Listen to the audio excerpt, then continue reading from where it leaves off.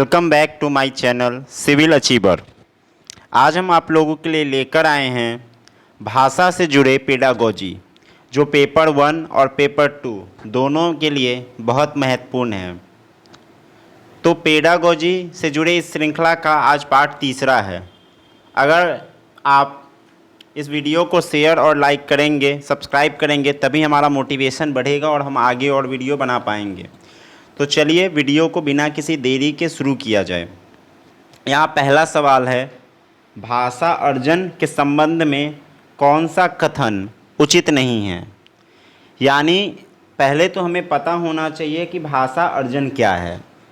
तो सबसे पहले आप यह समझें कि भाषा अर्जन का मतलब है भाषा को किसी परिवेश से, वातावरण से ग्रहण करना ही भाषा अर्जन है।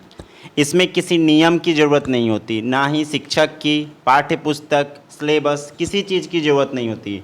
यानी जिस तरह के वातावरण में हमें रहने का मौका मिलता है, हम वैसे ही भाषा को वहाँ से ग्रहण कर लेते हैं। जैसे अगर कोई बच्चा जंगल में भटक गया है और वहीं रह रहा है, तो वह जंगल की भाषाओं को अर्जित कर लेता है। तो यहाँ पर पूछा जा रहा है कि भाषा अर्जन के संबंध में कौन सही नहीं है।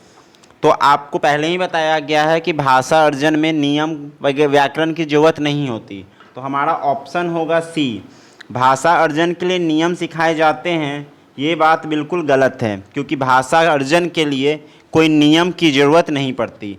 और यहाँ निगेटिव पूछा है कि कौन सा कथन नहीं होगा, तो इस बात पे हम जोड़ देंगे कि ये वाला बात नहीं होगा।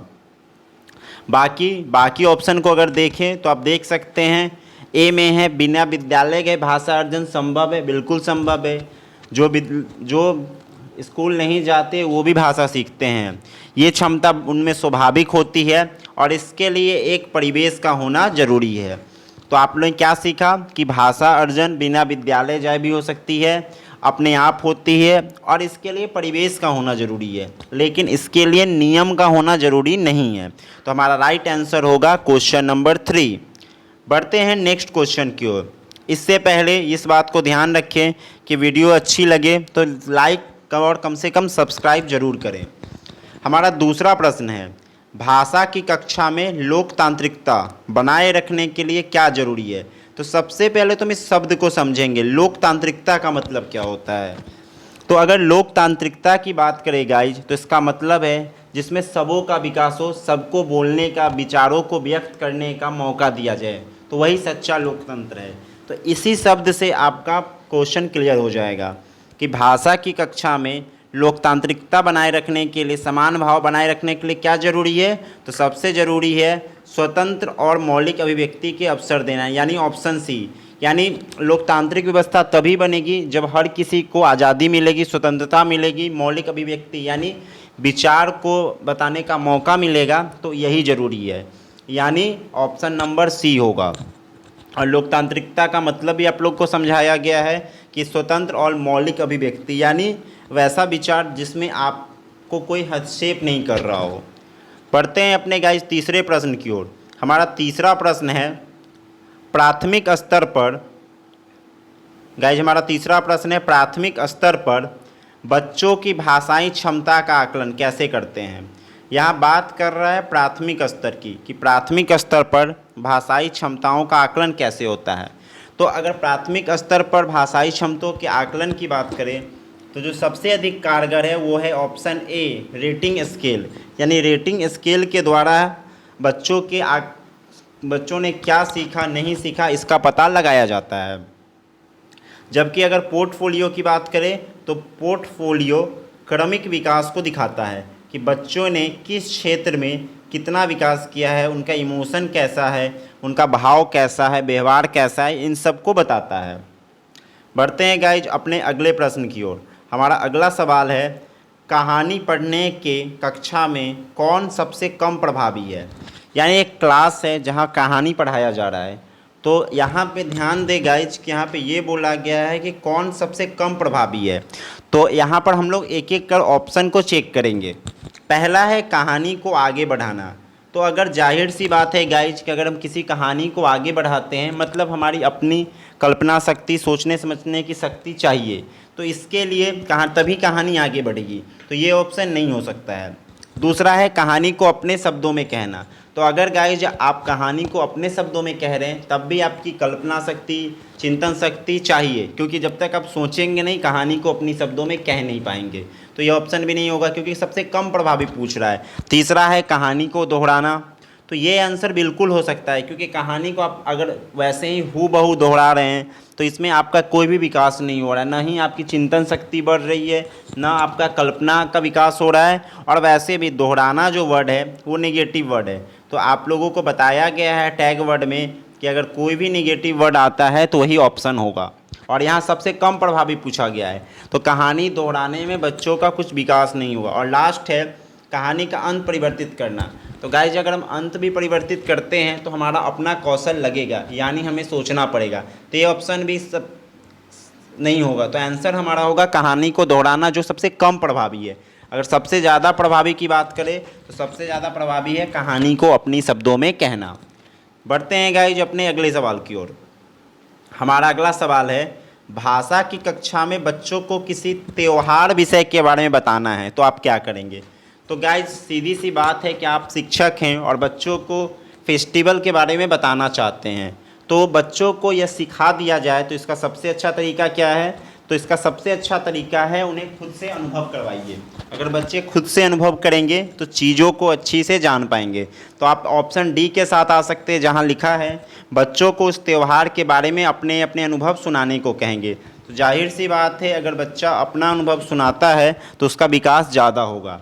तो इस बात को ध्यान रखेंगे कि पढ़ाने में बच्चों की भागीदारी होनी ही चाहिए, और बच्चा जितना खुद से करेंगे वो ज़्यादा सीखेंगे, और उससे बेहतर ऑप्शन नहीं हो सकता है। बढ़ते हैं गाइज अपने अगले सवाल की ओर। तो हमारा अगला सवाल है भाषा की पढ़ाई कैसी है। तो अगर भाषा की पढ़ाई की बात करें तो भाषा की पढ़ाई ऐसी है जो पूरे सिलेबस में मौजूद है, यानी समूचे पाठ चर्चा में व्याप्त है, यानी ऑप्शन सी होगा। ठीक है, क्योंकि भाषा एक ऐसी विषय वस्तु है जिसकी ज़रूरत हर कदम कदम पर होती है। इस तरह से देखा जाए तो समूचे सिलेबस में, पूरे सिलेबस में ही भाषा आपको देखने को मिलेगी, और कभी भी भाषा को जटिल तो मानना ही नहीं है। इस बात का भी आप ध्यान रखें कि जटिल वर्ड है, ही वर्ड है, केवल वर्ड है, ये निगेटिव वर्ड है। तो ये ऑप्शन में जब भी आ जाए जटिल, ही, केवल, तो ये सब निगेटिव वर्ड है, नकारात्मक वर्ड है। तो जैसे ही ऑप्शन में आते हैं तो इन वर्ड को आप काट दें, क्योंकि ये वर्ड गलत हैं, और इसके अनुसार भी आप ऑप्शन तक पहुंच सकते हैं। एग्ज़ाम में आप एलिमिनेशन लगाकर भी, यानी उत्तरों को छांटकर भी आगे बढ़ सकते हैं। बढ़ते हैं गाइज अगले प्रश्न की ओर। अगला प्रश्न है हिंदी भाषा शिक्षण के संदर्भ में आप किससे सहमत नहीं हैं। यानी अगर आप हिंदी के टीचर हैं तो आप किस बात से सहमत नहीं होंगे। तो पहली बात कह रहा है कि कक्षा में बच्चों की भाषा का सम्मान होना चाहिए, तो बिल्कुल होना चाहिए। एक शिक्षक के रूप में बच्चों को भाषा का सम्मान दिया जाना चाहिए।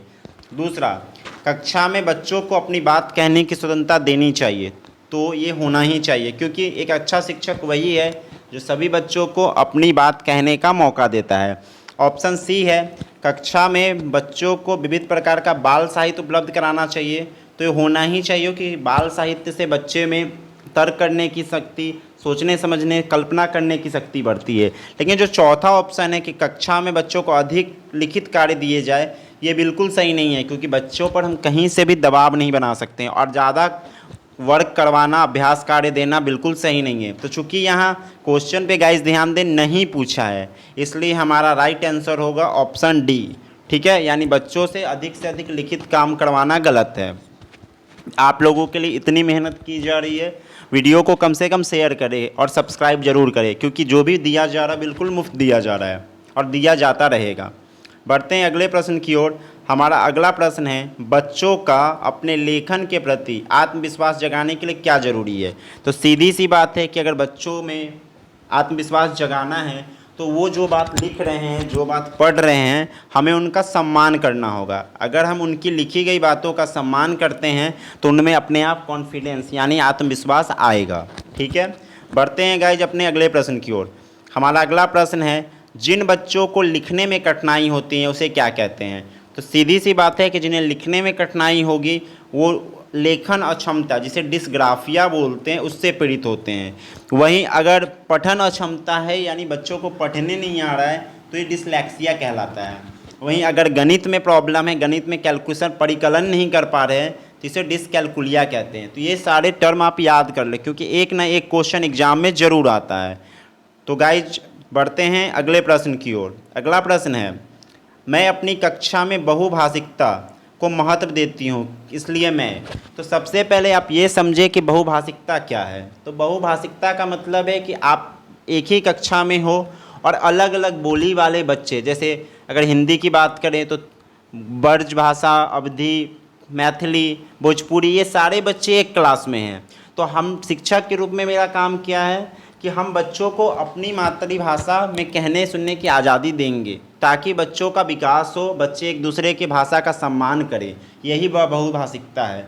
तो बहुभाषिकता का महत्व इसलिए दिया जाता है, ऑप्शन सी, कि बच्चों को अपनी मातृभाषा में कहने सुनने की आज़ादी मिले। क्योंकि बहुभाषिकता का मकसद ही है कि एक दूसरे की सभ्यता संस्कृति का आदान प्रदान हो, सभी बच्चे एक दूसरे की भाषा बोली का सम्मान करें।